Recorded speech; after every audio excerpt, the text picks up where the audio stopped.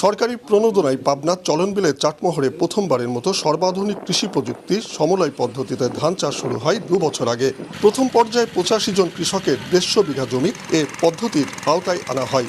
এবার এ উপজেলার মথুরাপুর গ্রামেও সমবায় ভিত্তিতে 75 জন কৃষকের জমিতে শুরু হয়েছে সমলয় পদ্ধতিতে চাষাবাদ।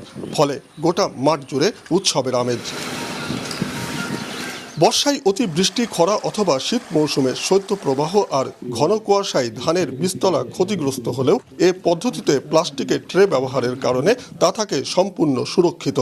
এভাবে চারা তৈরির পর রাইস ট্রান্সপ্লান্টারে রোপণ করা হয় ধানের চারা।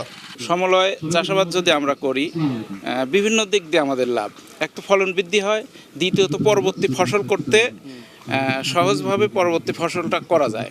একসঙ্গে ফসল লাগানো, একসঙ্গে ফসল কাটা, এই জমিগুলো যখন তৈরি করা হয় তখন একসঙ্গে তৈরি করা হয়, একসঙ্গে লাগানো হয়।